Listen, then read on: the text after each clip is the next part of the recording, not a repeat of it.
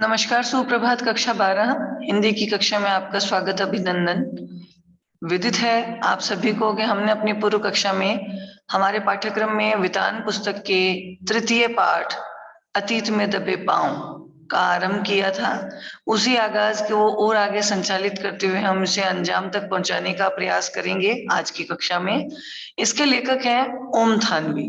ओम थानवी जी जो है वो ऐसे ऐतिहासिक सर्वेक्षणकार हैं जिन्होंने मोहनजोदड़ो और हड़प्पा इन दो प्राचीन संस्कृति या सभ्यताओं के केंद्रों की बहुत अच्छी विश्लेषणात्मक व्याख्या हमारे सामने प्रस्तुत की है और बताया है कि ये सांस्कृतिक केंद्र इसी वजह से माने जाते हैं क्योंकि इन्होंने ही नगर सभ्यता को किस तरह से आगे बढ़ाया जाता है उसका एक अद्भुत नमूना हमारे सामने प्रस्तुत किया है।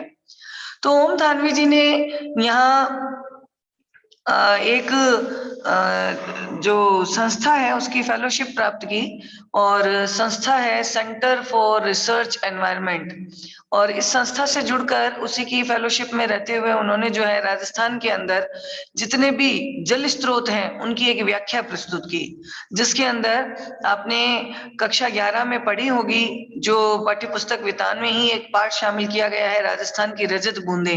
तो किस तरह से कुइयां जो है वहां जल स्रोत का एक महत्वपूर्ण स्रोत है और ये वहां जल की आपूर्ति करवा रही है। कुछ ऐसा ही विश्लेषण इन्होंने अपनी रचना में प्रस्तुत किया। यहाँ जॉन मार्शल जी का भी जिक्र आया है जिन्होंने इन सभ्यता और संस्कृति के केंद्रों का खूब अच्छा जो है अध्ययन किया और अध्ययन करके उन्हें पता चला कि वास्तव में नगर नियोजन की दृष्टि से देखा जाए तो ये सभ्यता और संस्कृति के महान केंद्र हैं जो आज की सभ्यता को भी नगर नियोजन का एक उदाहरण सिखाती हैं। इसके विषय में आपने इतिहास में भी खूब अच्छा अध्ययन प्राप्त किया है। इतिहास के भीतर भी इन सभ्यता और संस्कृति के केंद्रों के विषय में खूब अच्छी जानकारी दी गई है, तो आप लोगों को इसको समझने में जो है दिक्कत का सामना नहीं करना पड़ेगा। इन्होंने बताया कि मोहनजोदड़ो और हड़प्पा जो है वह प्राचीन भारत के नहीं बल्कि पूरे वर्ल्ड के ऐसे सभ्यता और संस्कृति के केंद्र हैं जिसमें सुनियोजित नगर व्यवस्था देखने को मिलती है। ये सिंधु घाटी सभ्यता के परवर्ती यानी बाद के काल की और परिपक्व दौर के ये महत्वपूर्ण शहर हैं। खुदाई में और भी शहर मिले हैं लेकिन मोहनजोदड़ो ताम्र काल के शहरों में सबसे बड़ा है, यानी वहां पर जो तांबा है बहुतायत में रूप था और तांबे से सिक्के या फिर बर्तन या फिर वहां की मुद्रा जो है वो सारी चीजें जो है बहुत बहुतायत से बनाई जाती थी। इसको ताम्रकालीन सभ्यता का केंद्र भी माना जाता है। यह सबसे उत्कृष्ट भी है यानी सर्वोत्तम है। व्यापक खुदाई यहीं पर संभव हुई और बड़ी तादाद में इमारतें, सड़कें, धातु और पत्थर की मूर्तियां, चाक पर बने चित्रित भांडे, मोहरे, साजो सामान, खिलौने आदि यहाँ मिले हैं। सभ्यता का अध्ययन संभव भी हुआ और सैकड़ों मील दूर हड़प्पा जो है वर्तमान में पाकिस्तान के पंजाब क्षेत्र से संबंधित है, वहां पर जब रेलवे लाइन बिछाने का कार्य शुरू किया गया था तो वहां के जो ज्यादातर साक्ष्य हैं, सबूत हैं, वो छिन्न भिन्न हो गए यानी विकास की भेंट चढ़ गए। मोहनजोदड़ो के बारे में एक धारणा ये भी है कि अपने दौर में वह घाटी सभ्यता का महत्वपूर्ण केंद्र भी है, यानी एक तरह से ये पूरी राजधानी थी। माना जाता है ये पूरा का पूरा शहर 200 हेक्टेयर क्षेत्र में फैला था और यहाँ की जनसंख्या जो थी वो 85,000 थी, यानी 5,000 साल पहले यह आज के महानगर के रूप में जाना जाता था। बहुत दिलचस्प बात यह है कि सिंधु घाटी मैदान की संस्कृति थी, ठीक है, लेकिन जो मोहनजोदड़ो संस्कृति है ये छोटे मोटे टीलों पर आबाद थी और ये टीले जो है प्राकृतिक नहीं थे। जैसे कि आप देखते हैं कि बालू के टीले जो है तेज अंधड़ और तूफानों में तैयार हो जाते हैं और ये टीले जो है दिखाई देते हैं, यहाँ पर ये टीले जो है स्वाभाविक रूप में नहीं थे बल्कि कृत्रिम थे। इनको बनाया गया था कैसे? कच्ची और पक्की दोनों तरह की ईंटों से इस धरती की सतह को ऊंचा उठा करके यहाँ टीलों का निर्माण किया गया था ताकि सिंधु नदी का जो पानी है वो बाहर ही पसर आए तो फिर उससे बचा जा सके, यानी लोग जो है वो अपने इस निवास स्थानों पर बिल्कुल निश्चिंत होकर के और सुरक्षित रूप में रह सकें। मोहनजोदड़ो की एक खूबी ये भी है कि इस आदिम शहर की सड़कें और गलियां जब भी आप घूमोगे तो आज भी उस सभ्यता के समय से लेकर के आज भी इसके खंडहर वहां मौजूद हैं और आज भी इन गलियों में आप घूम घूम कर इस पूरे नगर नियोजन को आंखों से देख सकते हो। यहाँ की सभ्यता और संस्कृति का सामान फिलहाल अजायब घर यानी म्यूजियम्स की शोभा बढ़ा रहा है। शहर जहां था आज भी वही है। आप इसकी किसी भी दीवार पर पीठ टिकाकर सुस्ता सकते हैं यानी आराम कर सकते हैं। दीवारें आज भी इतनी मजबूत है। वह एक खंडहर ही क्यों ना हो, किसी घर की देहरी पर पांव रखकर आप सहसा सहम सकते हैं। रसोई की खिड़की पर खड़े होकर वहां पकने वाले स्वादिष्ट पदार्थों की गंध महसूस कर सकते हैं, या शहर के किसी भी सुनसान मार्ग पर कान दे करके उस बैलगाड़ी की रुनझुन को सुन सकते हैं। यानी नगर नियोजन में किस तरह से वहां पर निवास या आश्रय तैयार किए जाते थे, मकान या जो निवास स्थान है उनमें किस तरह से रसोई घर, आंगन, सड़कें, नालियां, गलियां और जो मुख्य दरवाजे हैं वो किस ओर खुलेंगे। साथ में एक स्थान से दूसरे स्थान पर जाने के लिए यानी व्यापारिक केंद्र के रूप में भी ये थी और अपने व्यापार का संचालन के लिए ये बैलगाड़ी आदि साधनों का प्रयोग करते थे। यानी वहां जो है नगर नियोजन की व्यवस्था तो सर्वोत्कृष्ट थी ही थी, बल्कि वहां कृषि और पशुपालन ये दो मुख्य उद्योग जो है वो भी बहुतायत से प्रयुक्त किए जाते थे। इन सारी चीजों को आपने पुरातत्व की तस्वीरों में मिट्टी के रंग में देखा होगा। यानी ये सारी चीजें आज हमें सबूत के तौर पे, साक्ष्य के तौर पे मिट्टी के सौंदे सौंदे रंगों में रंगी हुई तस्वीरों में ही देखने को मिलता है।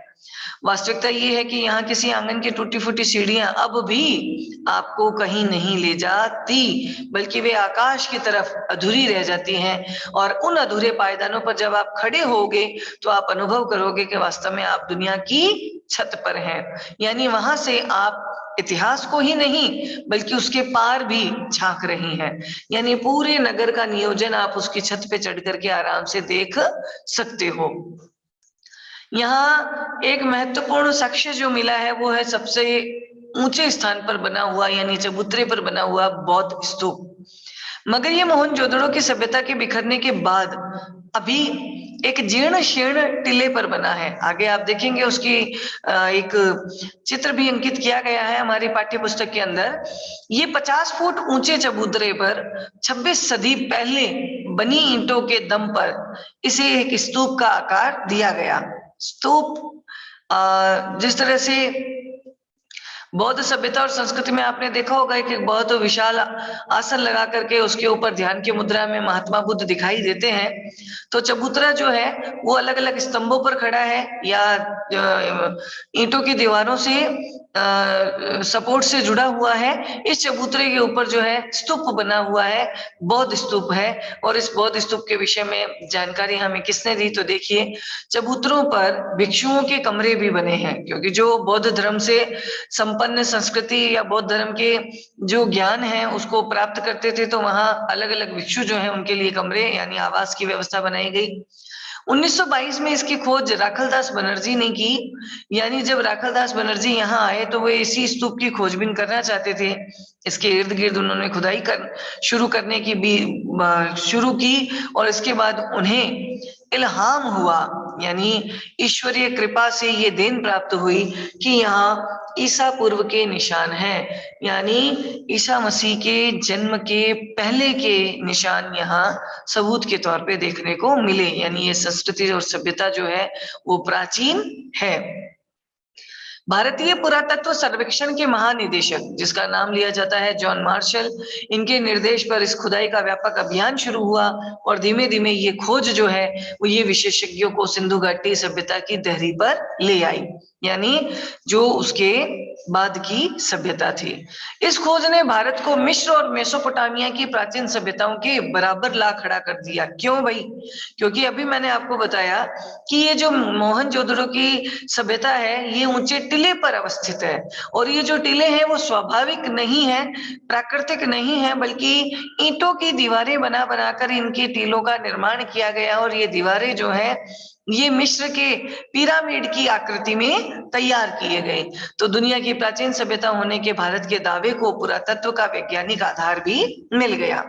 यहाँ पर्यटक बंगले से एक सर्पिल पगडंडी, पगडंडी यानी बहुत संकरा रास्ता, सर्पिलाकार यानी सर्प के आकार में जो है जिसे आप क्या टेढ़े मेढ़े रूप में, है ना, सर्पिल आकार में एक जो बहुत संकरा मार्ग है उसको पार कर हम सबसे पहले इसी स्तूप पर आप आए। पहली ही झलक ने हमें अपलक कर दिया। अपलक कर यानी एक टक निहारते रहना, मजबूर कर दिया। इसे नागर सभ्यता का सबसे पुराना लैंडस्केप भी कहा जाता है। लैंडस्केप क्यों कहा जाता है?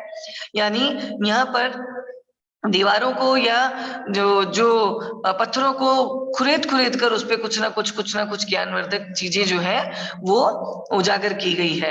यह शायद सबसे रोमांचक भी है। ना आकाश बदला न धरती, पर कितनी सभ्यताएं, इतिहास और कहानियां बदल गई। इस ठहरे हुए दृश्य में हजारों साल से लेकर पल भर पहले तक की धड़कन बसी हुई है। इसे देखकर सुना जा सकता है, भले ही किसी जगह के बारे में हमने कितना भी पढ़ या सुन रखा हो, लेकिन चाहे इसकी कितनी ही तस्वीरें या वृत्त चित्र देखे हैं, लेकिन जब अपनी आंख से देखते हैं तो बाकी सब आंख का झपकना है। जिस तरह से यात्रा अपने पैरों से चलकर की जाए वही मानी जाती है, बाकी सारा तो कदम चाल है।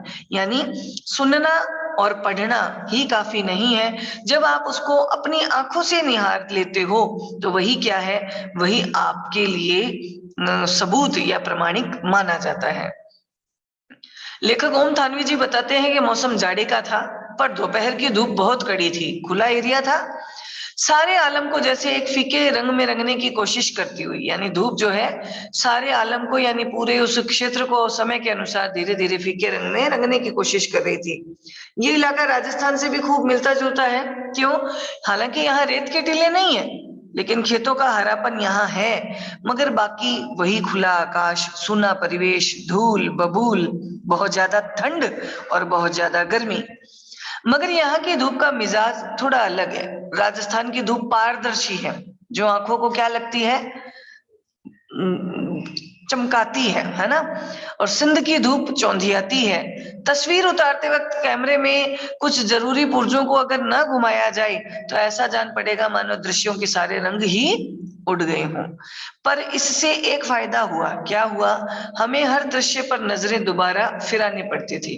यानी जैसे ही रंग उड़े हुए से नजर आते तो हम वापस उसी दृश्य को उस कैमरे में कैप्चर करने की कोशिश करते हो। यानी जब दोबारा उस ओर ध्यान देते तो कुछ नई चीजें, कुछ बारीकियां और हमें देखने को मिलती। इस तरह बार बार निहारते तो दृश्य जो है हमारे जहन में ऐसे ठहरते मानो तस्वीर देखकर उसकी याद ताजा करने की भी कभी जरूरत ना पड़ी। अब बात मैंने आपको बताई कि जिस तरह से बौद्ध स्तूप की बात की गई है, उसी का एक चित्र नीचे दिया गया है। उसे किस नाम से पुकारा जाता था और उसकी चार दीवारी जो है, जिस तरह से हमारा गढ़ रहता है, इसे गढ़ कहकर पुकारा जाता था। और गढ़ के आसपास के एरिया में जो लोग रहा करते थे वो उस राज व्यवस्था से या प्रशासनिक व्यवस्था से संबंधित हुआ करते थे, और बाकी जो शहर है वो उसकी चार दीवारी से कुछ आगे की ओर बसाया हुआ था। क्या कहते हैं, देखिए, स्तूप वाला चबूतरा जो है वो मोहनजोदड़ो के सबसे खास हिस्सों में एक सिरे पर स्थित है। इस हिस्से को पुरातत्व के विद्वान गढ़ भी कहते हैं। चार दीवारी के भीतर ऐतिहासिक शहरों के सत्ता केंद्र अवस्थित हैं। चार दीवारी के भीतर ऐतिहासिक शहर के सत्ता केंद्र यानी राजनीतिक और प्रशासनिक सत्ता से संबंधित जितने भी महत्वपूर्ण केंद्र थे वो वहां स्थित थे। ये सत्ता चाहे राज सत्ता हो या धर्म सत्ता। बाकी शहर गढ़ से कुछ दूर बसे हुए थे। क्या ये रास्ता भी दुनिया को मोहनजोदड़ो ने ही दिखाया? यानी ये एक संस्कृति ऐसी थी जिसने हमें नगर नियोजन किस तरह से करना है, शहर के लोगों को कहाँ जो है आवास की सुविधा देनी है, जहां प्रशासनिक सत्ता, धार्मिक सत्ता के केंद्रों की बात आती है, उनको कहाँ बसाना है, कुछ ऐसा सारा का सारा क्रम हमें इसी सभ्यता ने सिखाया है। इस प्रणाली को क्या कहते हैं, आगे इसका भी जिक्र आता है। सभी अहम और दुनिया भर के प्रसिद्ध इमारतों के खंडहर जो है चबूतरे के पीछे यानी उसके बैक साइड थे, पश्चिम में थे। इसमें प्रशासनिक इमारतें, सभा भवन, ज्ञानशाला और कोठार ये सभी थे। वह अनुष्ठानिक महाकुंड भी वहां, जो सिंधु घाटी सभ्यता के अद्वितीय वास्तु कौशलों में वास्तु कौशल को स्थापित करने के लिए एक अकेला ही काफी माना जाता है, वो भी वहां पर मौजूद था। असल में यहाँ यही एक निर्माण है जो अपने मूल रूप के बहुत नजदीक बचा रह सका है। यानी किस तरह से उसका निर्माण किया गया, उसमें किस तरह की कलात्मकता का प्रयोग किया गया, उसके निर्माण में कौन सी ऐसी चीजें काम में ली गई जिसकी वजह से वो आज भी हमारे समक्ष इतनी सदियां बीत जाने के बाद भी साक्ष्य के रूप में विराजमान है, उसका एक सर्वोत्तम उदाहरण प्रस्तुत करता है यह महाकुंड। बाकी इमारतें तो इतनी उजड़ी हुई हैं कि कल्पना और बरामद चीजों के आधार पर ही उनके उपयोग का अंदाजा लगाया जा सकता है। अब बात आती है नगर नियोजन। तो नगर नियोजन की ये सभ्यता जो है अनूठी मिसाल है। इस कथन का मतलब, अब आप चबूतरे से जब नीचे की तरफ देखते हुए सहज ही आप इस चीज को समझ भी सकते हो। इमारतें भले ही खंडहरों में बदल चुकी हों, मगर शहर की सड़कें और गलियों के विस्तार को स्पष्ट करने के लिए ये खंडहर ही काफी है। यहाँ कम या अधिक सारी सड़कें बिल्कुल सीधी है या फिर आडी है। आज वास्तुकार इसे ग्रिड प्लान कहते हैं। आज की सेक्टर मार्का कॉलोनियों में हमें ये आधा और सीधा नियोजन बहुत मिलता है, लेकिन वह रहन सहन को क्या कर देता है, नीरस बना देता है। शहरों में नियोजन के नाम पर हमें अराजकता हाथ लगती है। ये उदाहरण जो है किससे मैच करते हैं, ब्रासीलिया, चंडीगढ़ और इस्लामाबाद। ये ग्रिड शैली के ही शहर हैं जो आधुनिक नगर नियोजन के एक प्रतिमान यानी उदाहरण ठहराए जाते हैं। लेकिन इनकी बसावट शहर के खुद विकसने का कितना अवकाश छोड़ती है, इस पर बहुत शंका प्रकट होती है। यानी ये वहां के रहन सहन को क्या बना रही है, नीरस बना रही है। क्योंकि जैसे जैसे जनसंख्या वृद्धि हो रही है, ये आधा और सीधा जो नियोजन है ये वहां पर थोड़ी उस बाकी जनसंख्या की बसावट में रुकावट पैदा करता है। इसी वजह से थोड़ा ये जो है रहन सहन को नीरस बनाता सा प्रतीत होता है जो ग्रिड प्लान है। मोहनजोदड़ो की साक्षर सभ्यता एक सुसंस्कृत समाज की स्थापना थी। यानी ये सभ्यता जो है वो शैक्षिक दृष्टि से भी उत्तम थी। लेकिन उसमें नगर नियोजन और वास्तुकला की आखिर कितनी भूमिका थी, तो आइए देखते हैं कि स्तूप वाले चबूतरे के पीछे गढ़ और उसके बिल्कुल सामने जो उच्च वर्ग है, जो धनी संपन्न वर्ग था, वो लोग रहा करते थे, उनकी बस्ती थी। तो फिर वही गरीब और निम्न जो लोग हैं जिनके पास धन की कमी थी, गरीब थे, बहुत निम्न कैटेगरी के माने जाते थे, वो कहाँ बसते थे, तो उसके बारे में बताते हैं। देखो कि गढ़ के पीछे सारा केंद्र था, गढ़ के ठीक सामने उच्च वर्ग की बस्ती थी, उसके पीछे 5 किलोमीटर दूर सिंधु नदी बहती थी। पूरब की इस बस्ती से दक्षिण की तरफ नजर दौड़ाते हुए पूरे अगर पीछे घूम जाएं तो आपको मोहनजोदड़ो के खंडहर हर जगह दिखाई देंगे। दक्षिण में जो टूटे फूटे घरों का जमघट है वह कामगारों की बस्ती है। अब कामगार यानी वहां काम करने वाले जो श्रमिक वर्ग है वो कहाँ, दक्षिण के क्षेत्र में। यानी टूटे फूटे घरों का जमघट यानी समूह जो दिखाई देता है खंडहर के रूप में, वहां किसकी बस्ती थी, वहां कामगारों की बस्ती थी। कहा जाता है इतर वर्ग की। इतर वर्ग यानी जो समाज से बिल्कुल भिन्न वर्ग है। संपन्न समाज में वर्ग भी होंगे, लेकिन क्या निम्न वर्ग यहाँ नहीं था? तो कहते हैं निम्न वर्ग के घर इतनी मजबूत सामग्री के नहीं रहे होंगे कि 5000 साल तक टिक सके। उनकी बस्तियां और भी दूर रही होंगी। यह भी है कि 100 साल में अब तक इस इलाके के 1/3 हिस्से की खुदाई हो पाई है, अब वो भी बंद करवा दी गई है। तो हम पहले स्तूप के टीले से महाकुंड के विहार की दिशा में उतरे। अब वो जो महाकुंड अभी बताया, जो बहुत बड़ा उदाहरण था वास्तुकला का, तो किस तरह से उस महाकुंड में अनुष्ठान वगैरह किया जाता था और रहने की व्यवस्था कैसी थी, तो क्या बताते हैं। देखिए कि दाईं तरफ एक लंबी गली दिखती है, ठीक है, इसके आगे महाकुंड है। पता नहीं सायास है या संयोग, यानी प्रयास के द्वारा इसका निर्माण किया गया है, परिश्रम से, या संयोगवश कि धरोहर के प्रबंधकों ने उस गली का नाम ही क्या लिख दिया, देव मार्ग। ठीक है, देव मार्ग यानी डिविनिटी स्ट्रीट इसका नाम रखा। माना जाता है कि उस सभ्यता में सामूहिक स्नान किसी अनुष्ठान का अंग होता था, आज भी है। कुंड जो है करीब 40 फुट लंबा और 25 फुट चौड़ा है और इसकी गहराई 7 फुट है। कुंड में उत्तर और दक्षिण से सीढ़ियां उतरती हैं। इसके 3 तरफ साधुओं के कक्ष बने हुए हैं। और उत्तर में 2 पात यानी पंक्ति में 8 स्नानागर हैं। इनमें किसी का द्वार किसी दूसरे के सामने नहीं खोलता। सिद्ध वास्तुकला का यह एक सर्वोत्तम नमूना है। ठीक है, उत्तर और दक्षिण से सीढ़ियां, ये यहाँ पे लंबा पगडंडी वाला द्वार जिसे देवी मार्ग कहा गया, और इसके भीतर ये कुंड में सामूहिक स्नान को महत्व दिया जाता था। 7 फुट गहरा और 25 फुट चौड़ा और 40 फुट लंबा। तो मोहनजोदड़ो का ये प्रसिद्ध जल कुंड। अच्छा, अब ये जो जल है, जल कुंड जो स्नान के लिए यहाँ प्रयुक्त किया जाता था, उस जल की निकासी और फिर इसमें दोबारा से नया जल एकत्र करना, तो इसकी भी व्यवस्था की गई। इस कुंड में खास बात पक्की ईंटों का जमाव है। कुंड का पानी रिस ना सके और बाहर का अशुद्ध पानी कुंड में ना आए, इसके लिए कुंड के तल में और दीवारों पर ईंटों के बीच चूने और चिड़ोड़ी के गारे का इस्तेमाल हुए हैं। आपको पता है, राजस्थान के कई क्षेत्रों में जहां जल स्तरों की खोज की गई, वहां चूना पत्थर जिसे खड़िया भी कहा जाता है, उसकी बहुत सी परतें दिखाई दी, मिलती भी हैं। और ये कहा जाता है कि जब वर्षा का पानी जो है बालू की मिट्टी में रिसते हुए नीचे तक पहुंचता है, तो अगर वो चूना मिट्टी तक पहुंच जाए तो चूना मिट्टी जो है अधिकतर उस पानी को सोख लेती है, और फिर उससे भी नीचे रिस रिस कर जब वो पानी इकट्ठा होता है तो वो थोड़ा खारा प्रतीत होता है। तो चूने का प्रयोग, चिरोड़ी के गारे का इस्तेमाल दीवारों की ईंटों पर पलस्तर के रूप में इस कारण से प्रयोग किया गया ताकि जो भी गंदगी है वो इस चूना पत्थर से साफ होती जाए। पार्श्व की दीवारों के साथ दूसरी दीवार खड़ी की गई। इसमें सफेद डामर का प्रयोग हुआ। डामर आपने देखा है, यहाँ सड़कों का निर्माण करवाने के लिए काले डामर का प्रयोग किया जाता है, और यहाँ दूसरी जो दीवार खड़ी की गई वो सफेद डामर की प्रयुक्त थी। कुंड के पानी के बंदोबस्त के लिए एक तरफ कुआं और दोहरे घेरे वाला ये एक अकेला कुआं है, ताकि इस अनुष्ठान वाले इस केंद्र के अंदर यहाँ पानी जो है दोबारा से एकत्रित किया जा सके। इसे भी कुंड के पवित्र या अनुष्ठानिक होने का प्रमाण माना गया है।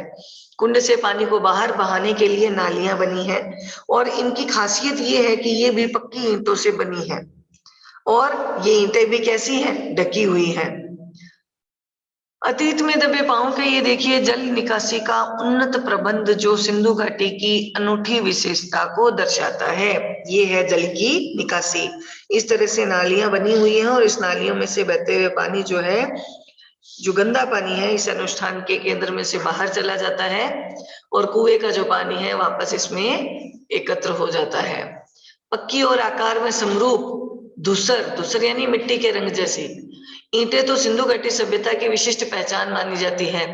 ढकी हुई नालियों का भी उल्लेख वहां पुरातात्विक विद्वान और इतिहासकार जोर देकर करते हैं। पानी की निकासी का ऐसा सुव्यवस्थित बंदोबस्त इससे पहले के इतिहास में कहीं नहीं मिलता। अब महाकुंड के बाद हमने गढ़ की परिक्रमा की। कुंड के दूसरी ओर विशाल कोठार है। कोठार यानी जिसे आप अंडरग्राउंड कहते हो, कर के रूप में कोठार जिसे आप कहते होगे वही स्टोर रूम कहा जाए जिसे, है ना। कर के रूप में हासिल जो अनाज होता था वो शायद इसी कोठार में ही जमा किया जाता था।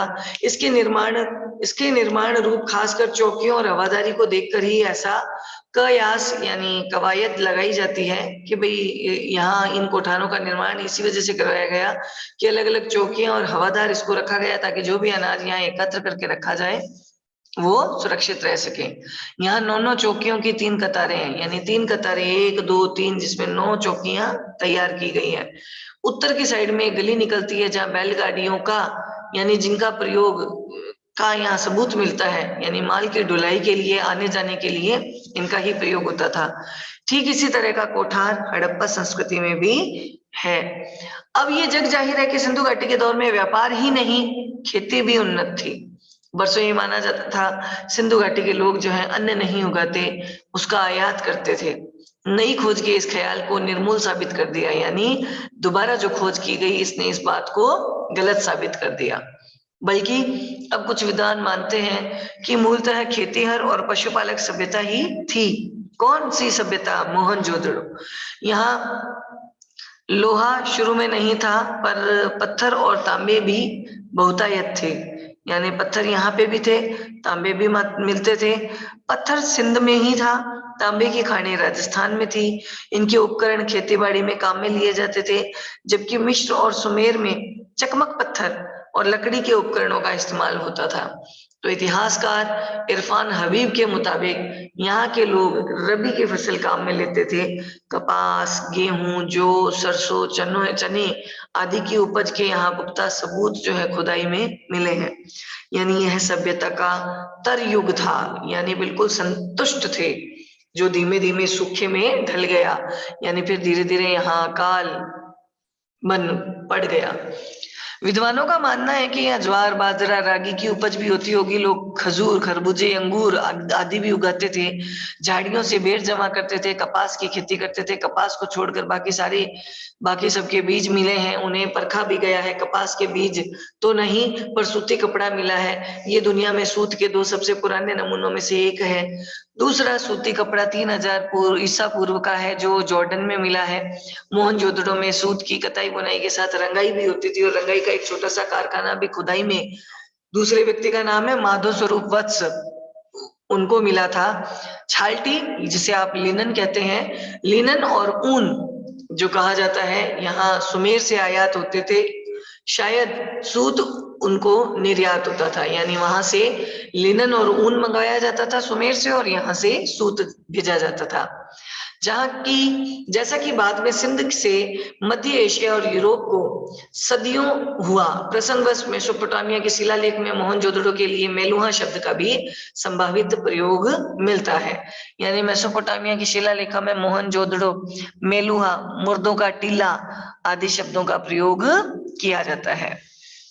तो यहाँ व्यापार भी समृद्ध था, खेती भी अच्छी थी, पशुपालन भी बढ़िया था। साथ साथ में ताम्र जो युग है उसकी सभ्यता मानी जाती है, यानी तांबे के औजार वगैरह और शिलालेख वगैरह आदि होते थे।